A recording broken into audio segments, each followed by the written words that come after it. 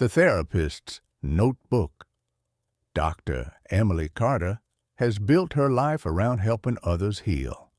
In her quiet office, her clients pour out their darkest confessions, secrets carefully recorded in the worn leather notebook she never lets out of her sight. To her patients, she is steady, compassionate, unshakable. But Emily has secrets of her own. When an anonymous message arrives, "I know what you're hiding," her sanctuary of trust turns into a prison of fear. Each new note digs deeper, unearthing the pain she's tried to bury since her father's death. And as her clients' stories of betrayal, abuse, and guilt intertwine with her own unraveling sanity, Emily realizes the danger may not just be outside her office. It could be sitting across from her in the therapy chair. Someone knows her past. Someone wants to expose her. And if she can't uncover the truth, the notebook that once held her client's healing may become the weapon that destroys her. Chapter 1. Introduction. Dr. Emily Carter had always believed in the transformative power of words. From a young age, she was captivated by the stories people told, how they could weave together threads of pain, joy, and resilience into a tapestry of human experience. She grew up in a small Christian town, the daughter of a school teacher and a preacher, where she grew studying about Jesus, and the importance of listening and understanding was instilled in her from an early age. This background nurtured her desire to help others, guiding her toward a career in psychology. After earning her doctorate in clinical psychology, Emily moved to the bustling city, seeking to create a space where individuals could explore their innermost thoughts without judgment, and where they could learn the real reason for life. She was passionate about her work, often spending late nights poring over research or attending workshops to refine her skills, and most of all, studying her Bible. Her dedication was evident in the way she connected with her clients, offering them a safe haven amidst their chaos. Her office, located on the second floor of a charming brick building, was an oasis of calm. Upon entering, clients were greeted by the soft scent of lavender and the gentle sound of a water fountain in the corner. The walls were painted in soothing shades of teal and cream, adorned with framed artwork that depicted serene landscapes and abstract forms. A plush, deep blue couch invited clients to sink into its embrace, while a pair of comfortable armchairs faced her desk, creating an intimate setting for open dialogue. Emily had carefully curated the atmosphere to foster trust and comfort. She believed that the environment played a crucial role in therapy, and every detail was intentional. A small bookshelf overflowed with self-help books, psychology texts, and journals filled with notes and reflections. In one corner, a potted plant thrived, symbolizing growth and renewal. The soft lighting, combined with the gentle hum of her favorite old Christian hymns playing quietly in the background, created an ambience perfect for introspection. Each day followed a comforting routine. Emily would arrive early, brewing a pot of herbal tea to sip as she reviewed her notes from the previous day. She took pride in being prepared, knowing that each client's journey was unique and required her full attention. After a brief Bible study and meditation to center herself, she would open her notebook, her prized possession after the old book, the Bible. This leather-bound journal was where she meticulously recorded her clients' stories, insights, and progress. It held their secrets, their fears, and their dreams. But it also served as a mirror, reflecting her own vulnerabilities as she wrote, drawing parallels between her clients' journeys and her own unresolved grief over her father's death. It was a reminder that healing was a shared experience, one that transcended individual pain. As the clock ticked closer to the start of her first session, Emily took a deep breath, reminding herself of the importance of presence. She understood that her role was not just to listen, but to guide, to challenge, and to support. Each client who walked through her door carried a weight that needed to be acknowledged. With her notebook in hand, she was ready to embark on another day of profound connections, unaware that her own secrets were about to surface, threatening the very foundation of her practice. The first client, Sarah, will be arriving at 10 o'clock. She did not know the story she would be documenting would soon intertwine with her own, leading her down a path of revelation and self-discovery. In that moment, surrounded by the comforting familiarity of her office, Emily felt a sense of purpose. She was a guardian of secrets, a beacon of hope for those navigating the stormy seas of their emotions. Yet, as she turned the page of her notebook, a nagging feeling lingered in the back of her mind, a whisper that hinted at the darkness just beyond the safety of her therapeutic sanctuary. Chapter 2. The First Client. As the clock struck 10, Emily glanced at her reflection in the small mirror beside her desk. She took a moment to smooth her hair and adjust her glasses, reminding herself to be fully present for her first client of the day. The door creaked open, and Sarah stepped inside, her anxious demeanor immediately apparent. Sarah was in her late 20s, with tousled brown hair and eyes that darted nervously around the room, as if searching for an escape route. She wore a soft, oversized sweater that seemed to envelop her, a physical manifestation of her desire to hide from the world. Emily greeted her with a warm smile, gesturing toward the couch. "Welcome, Sarah. I'm glad you're here. Please, make yourself comfortable." As Sarah settled onto the couch, her body language spoke volumes. Arms crossed tightly over her chest, legs fidgeting. Emily took a seat in the armchair across from her, maintaining an open and inviting posture. "How have you been since our last session?" she asked gently, encouraging Sarah to share. "I've been okay, I guess, but I still can't shake this feeling of guilt." She looked down at her hands, twisting her fingers nervously. "It's like a weight I can't lift." Emily nodded, her expression empathetic. "Would you like to talk about what's been on your mind? Sometimes putting it into words can help lighten the load." After a hesitant pause, Sarah began to unravel her story. "It's about my sister, Lily. We had a huge fight a few months ago, and I said some things I didn't mean. She was going through a tough time, and instead of being there for her, I pushed her away."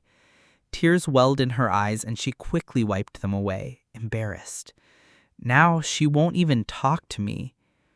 Emily leaned forward, her heart aching for Sarah. "It sounds like you're feeling a lot of regret about that situation. Can you tell me more about what happened during the fight?" Sarah took a deep breath, as if bracing herself for the emotional plunge. "I was stressed with work, and I didn't have the patience to deal with her problems. I told her that she was being dramatic and that she needed to grow up. I didn't realize how much she was struggling until it was too late." Her voice cracked, and she looked up at Emily, vulnerability etched on her face. "What if I've ruined our relationship forever?" "Relationships can be complicated, especially when emotions run high," Emily replied, her tone soothing. "It's understandable to feel guilty, but it's also important to recognize that we all make mistakes. Have you had a chance to reach out to her since then?" "I tried texting her, but she didn't respond. I feel like I've lost her," Sarah admitted, her voice trembling. "I keep replaying that conversation in my head, wishing I could take back what I said. It's like a loop that won't stop." Emily nodded, recognizing the familiar pattern of anxiety that often accompanied guilt. "It's common to dwell on past mistakes, especially when we care about someone, but sometimes that loop can prevent us from moving forward. What do you think is holding you back from reaching out again?" "I'm scared," Sarah confessed, her eyes filling with tears once more. "What if she doesn't want to hear from me? What if she hates me?" Fear is a powerful emotion, but it can also cloud our judgment, Emily said gently. "What if, instead of focusing on the worst case scenario, you consider the possibility that she might be open to talking? It could be an opportunity for healing." Sarah took a moment to reflect, her brow furrowing in thought. I guess I hadn't thought about it that way. Maybe I'm just afraid of facing her anger. That's completely understandable, Emily replied, but facing those fears can often lead to growth. It might help to acknowledge your feelings of guilt and express your desire to make amends. Would you be willing to consider writing her a letter or reaching out in some way? A flicker of hope crossed Sarah's face. Maybe I could write her a letter. It would give me a chance to say everything I didn't say before. Chapter 3. The threat emerges. The sun dipped below the horizon, casting long shadows through the windows of Emily's office. She had just finished a long day of sessions, her mind still buzzing with the stories and emotions shared by her clients. As she gathered her things, she felt a familiar sense of satisfaction mixed with exhaustion. Helping others navigate their struggles was fulfilling, but it also left her emotionally drained. As she prepared to leave, Emily noticed a folded piece of paper tucked under her office door. Her heart raced as she bent down to pick it up, a sense of dread pooling in her stomach. The paper was unmarked, its edges slightly crumpled as if it had been hastily shoved through the gap. She unfolded it, her hands trembling slightly. "I know your secrets, Emily. You can't hide from the past. It's only a matter of time before it all comes out." The words were like ice water coursing through her veins. A chill crept up her spine, and she felt the walls of her sanctuary closing in around her. Who could have sent this? Was it a prank, or was someone truly aware of her hidden struggles? The message felt like a threat, a cruel reminder that no one was ever truly safe from their past. Emily's mind raced as she replayed her interactions with clients. Had she inadvertently revealed too much about herself? Had someone been watching her, waiting for the right moment to strike? The thought sent a wave of paranoia washing over her.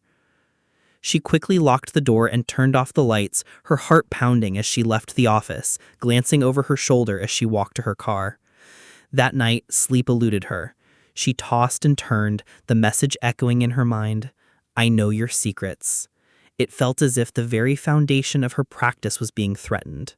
She had always believed in the importance of confidentiality and trust, yet now she questioned everything. Was she truly safe in her own space? The next morning, Emily decided to reach out to Sarah, her friend from college who had become a detective. They had always maintained a close friendship, sharing their triumphs and struggles over coffee or late-night phone calls. Sarah had a knack for problem solving, and Emily needed her insight more than ever.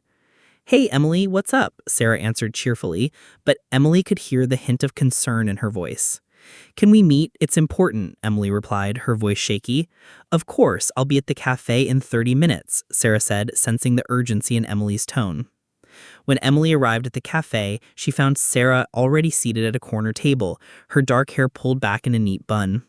She looked up, her expression shifting from casual curiosity to worry as Emily sat down, her hands clasped tightly in her lap. "What's going on?" Sarah asked, leaning forward.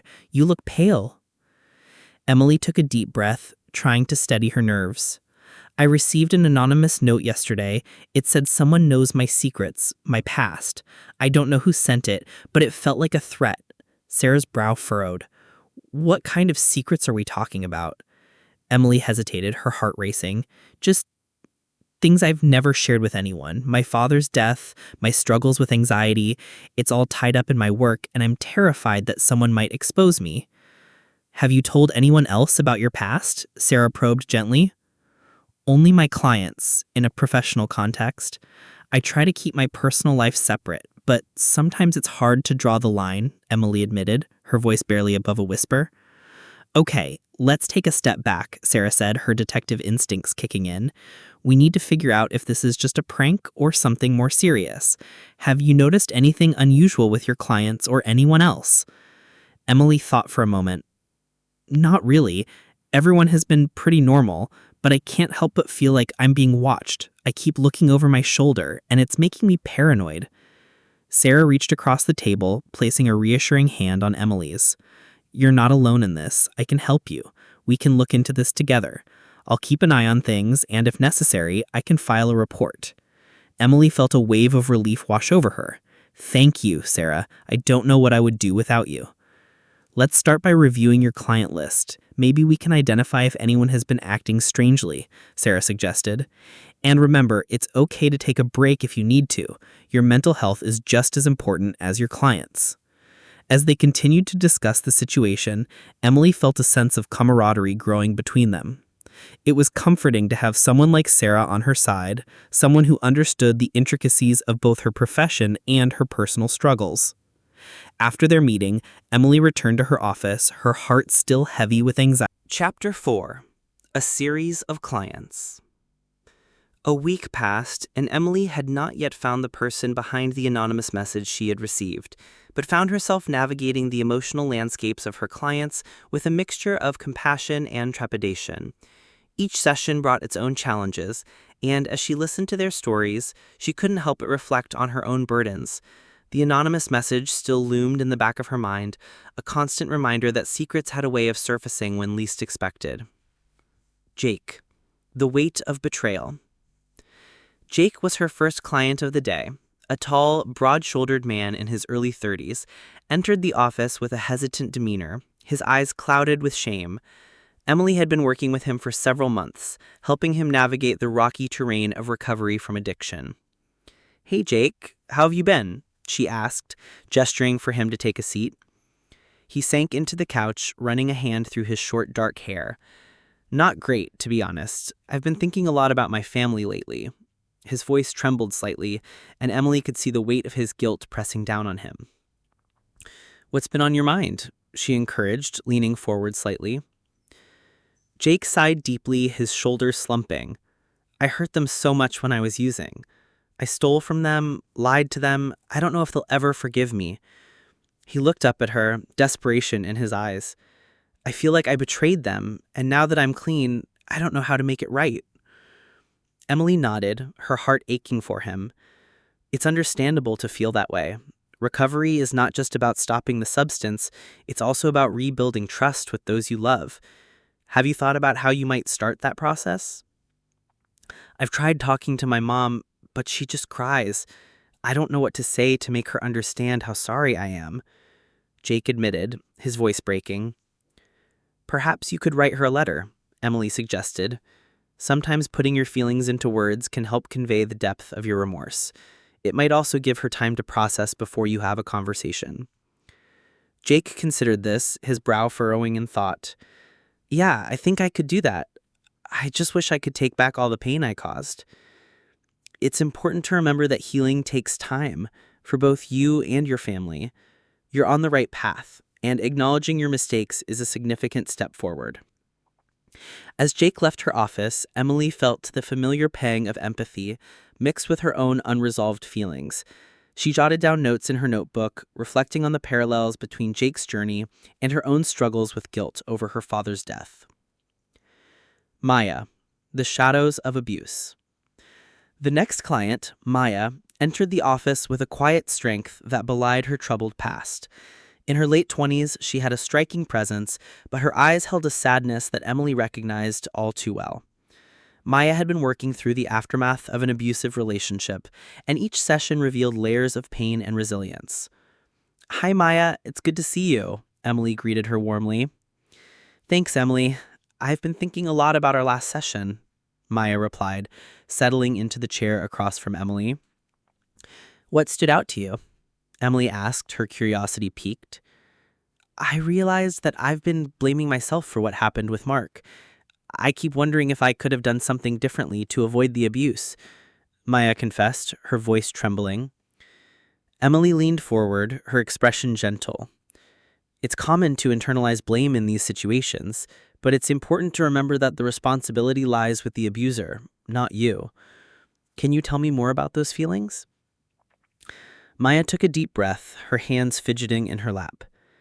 "I keep replaying the moments in my head, trying to find where I went wrong. I thought I loved him, but now I see how toxic it was. I just feel so lost." "That's understandable. Healing from emotional abuse is a complex process. It's okay to feel confused. Have you considered seeking support from a support group or connecting with others who have experienced similar situations?" I haven't thought about that, Maya admitted, her brow furrowing. I guess I've been too ashamed to talk about it with anyone. Shame thrives in silence, Emily replied softly. Sharing your story can help you reclaim your power and begin to heal. You deserve to be surrounded by people who understand what you've been through. As the session progressed, Emily felt a profound connection with Maya. She recognized the strength it took to confront one's past, and it reminded her of her own unresolved grief. The shadows of her father's death lingered, but she pushed them aside, focusing on Maya's journey. Tom, the struggle.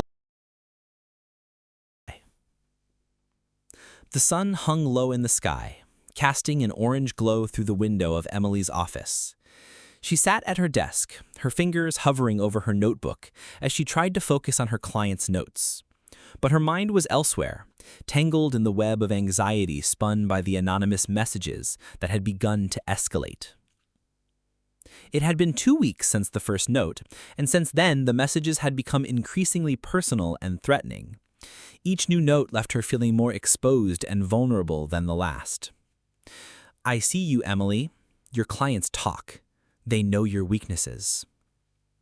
You think you're safe in your little office. You're not as untouchable as you think.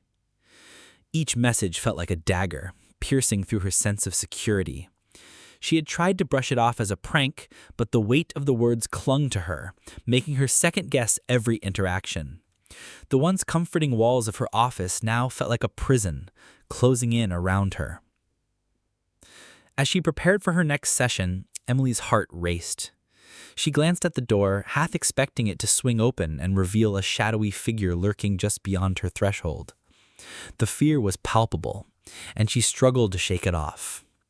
Today she had a session with Maya, and she wanted to be present for her. Chapter 6. The Confrontation. The city was cloaked in darkness as Emily locked up her office late one evening. The streets were quiet, the only sounds being the distant hum of traffic and the rustle of leaves in the gentle breeze. She had spent the day focusing on her clients, but the weight of the anonymous messages still loomed heavy in her mind. Each day felt like a balancing act between her professional responsibilities and the growing fear that had taken root in her heart. As she stepped outside, the chill of the night air hit her, sending a shiver down her spine. She glanced around, half expecting to see shadows lurking in the corners, but as she turned to walk toward her car, something caught her eye. A figure standing a few feet away, partially hidden in the darkness. "Who's there?" Emily called out, her voice steady despite the sudden rush of adrenaline. The figure stepped forward, and Emily's breath caught in her throat as she recognized him. It was Jake, his face illuminated by the dim light of a nearby street lamp. He looked disheveled, his eyes wide and filled with a mix of anger and hurt. "Jake, what are you doing here?" Emily asked, her heart racing. "I needed to talk to you," he said, his voice strained. "You've been keeping secrets, Emily. I know what you're hiding." The accusation hung in the air between them, heavy and charged. Emily felt a mixture of confusion and fear. "What do you mean? What secrets?" "Don't play dumb. You think I don't see it? You act like you're here to help me, but you're just as broken as I am," Jake spat, his emotions boiling over. "You're not some perfect therapist. You have your own demons, and I can't trust you." Emily took a step back, the sting of his words hitting her hard. "Jake, this isn't about me. I'm here to help you work through your struggles. I thought we were making progress." "Progress? You don't get it," Jake shouted, his voice echoing in the empty street. "I've been trying to open up, but every time I do, it feels like you're hiding behind your own walls. You don't know what it's like to feel betrayed by your own mind, to feel like you can't escape your past." His words struck a deep chord within her. Emily felt the walls she had built around her own pain begin to crack. "I do know what it's like, Jake. I lost my father, and it shattered me. I've been trying to piece myself back together while helping others do the same." His expression softened for a moment, confusion flickering across his face. "I didn't know. I thought you were just perfect. You always seem so put together." "I'm not perfect, Jake. I'm human. I struggle just like you do. I've tried to keep my past separate from my work, but it's hard. I'm scared too. Scared of being vulnerable. Scared of being seen." Silence fell between them, the tension slowly dissipating as they both took a breath. Jake looked down, his anger giving way to vulnerability. "I just wanted to feel like I wasn't alone in this. I thought if I shared my secrets, it would help me heal. But instead, I felt like I was dragging you down with me." Emily stepped closer, her heart aching for him. "You're not dragging me down, Jake. We're in this together. Your struggles don't diminish my ability to help you. In fact, they remind me of why I chose this path, to help others who feel lost and broken." He met her gaze, and for the first time she saw the weight of his own burdens reflected back at her. "I didn't want to believe that you could relate to me. I thought if I opened up." Chapter 7. Unraveling the Past. The morning sun filtered through the blinds of Emily's office, casting soft stripes of light across her desk. It was a new day, and for the first time in weeks, she felt a sense of clarity. The confrontation with Jake had shifted something within her, opening the door to a deeper understanding of her own struggles. As she prepared for her sessions, her thoughts drifted back to her father. It had been nearly 2 years since his sudden death, a loss that had left a gaping hole in her life. Emily had buried her grief beneath layers of professional responsibility, convincing herself that she needed to be strong for her clients. But now she recognized that her unresolved pain was affecting her ability to connect with them fully. Reflecting on loss. Sitting in her chair, Emily closed her eyes and allowed herself to remember her father. He had been her rock, a man full of wisdom and warmth. She recalled the way he would laugh, his eyes sparkling with joy, and the countless times he had offered her guidance and encouraged her to pray during difficult moments. But the memories quickly turned bittersweet. She remembered the day she received the call, the panic that surged through her, the disbelief that twisted her gut. He had been gone in an instant, and she had never gotten the chance to say goodbye. The regret of unspoken words haunted her, and she realized how much she had been avoiding that pain. As she opened her eyes, a tear slipped down her cheek. "I miss you, Dad," she whispered, feeling the weight of her grief pressing down on her chest. She had spent so long trying to hold it together, but it was time to confront her feelings head on. Building trust with clients.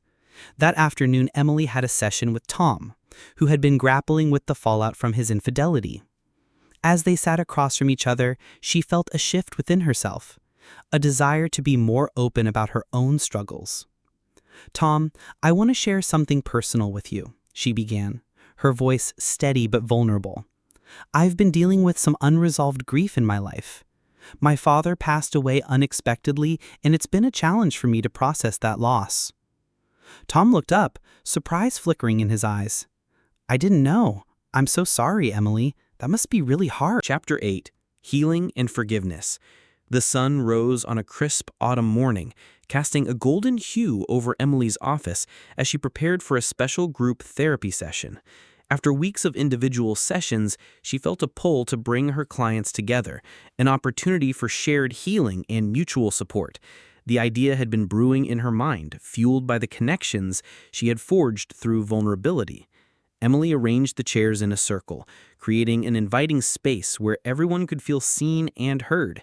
She placed a small table in the center with a candle, symbolizing warmth and openness. As she lit the candle, she took a deep breath, feeling a mix of excitement and nervousness. This session was not just for her clients, it was a chance for her to embrace her own healing journey. The gathering. As the clients began to arrive, Emily greeted each of them with a warm smile. Tom, Maya, and Jake were among the first to settle into their seats, each looking a little apprehensive but also curious about what lay ahead. "Thank you all for coming today," Emily began, her voice steady but filled with emotion. "I wanted to create a safe space for us to share our stories and support one another. We've all been through so much, and I believe that together we can find strength and purpose in our vulnerability." Tom nodded, glancing around the circle. "I think this is a great idea. It's nice to know we're not alone in our struggles." Maya smiled, her eyes shining with hope. "I'm ready to share. I think it'll help me to hear from all of you." As the session commenced, Emily encouraged each person to speak about their experiences.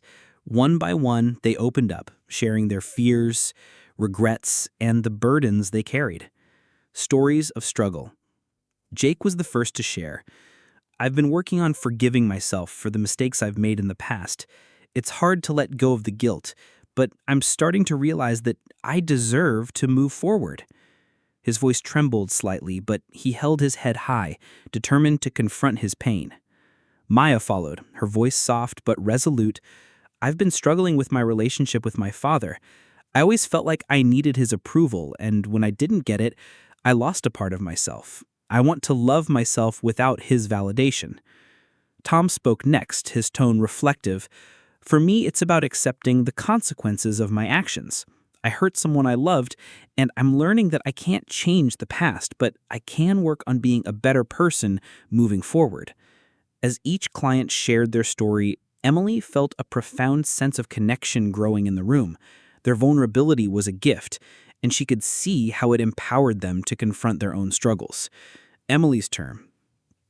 When it was her turn, Emily took a deep breath, her heart racing. She had been waiting for this moment, knowing it was time to confront the pain she had kept buried for too long.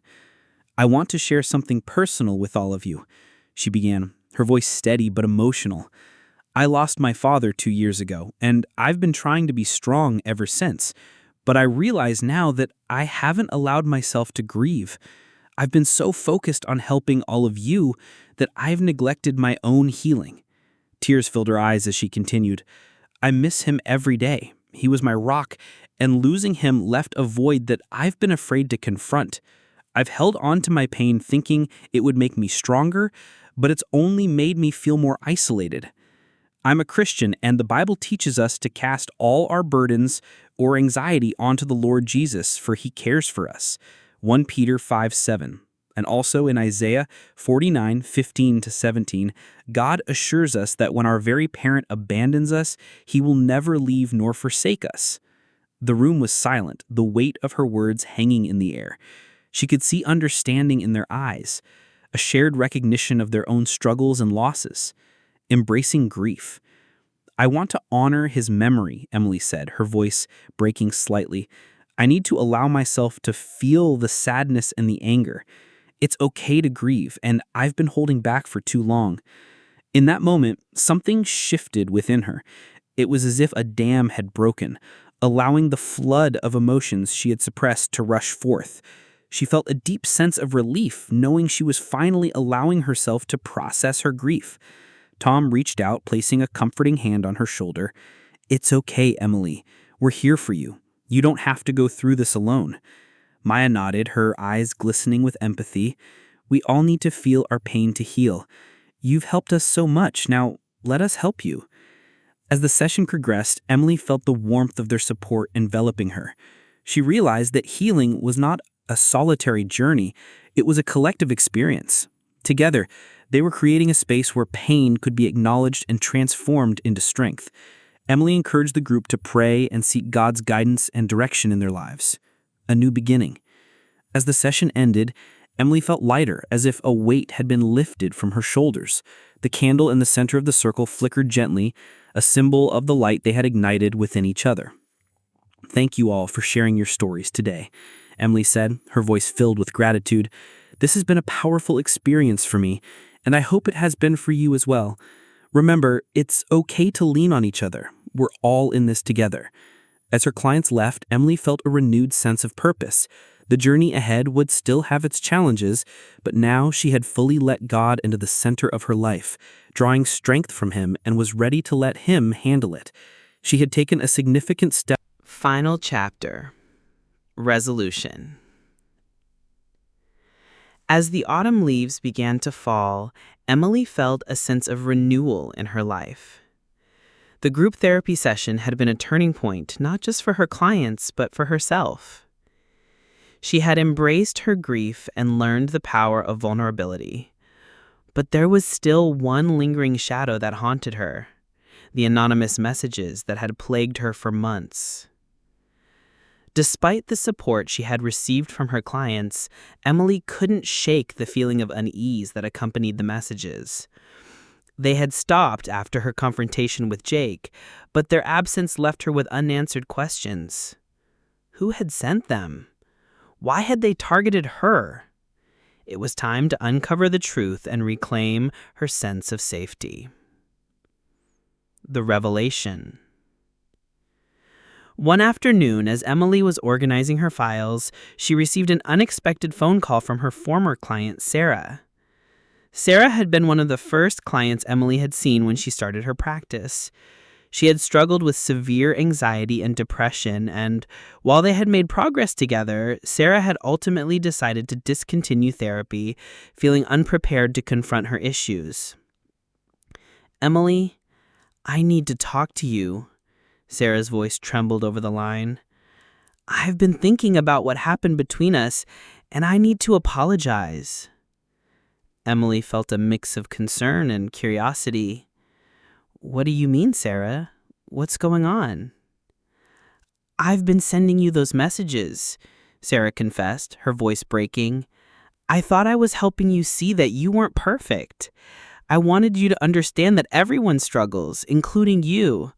But I realize now that it was wrong. I was misguided and hurt, and I took it out on you."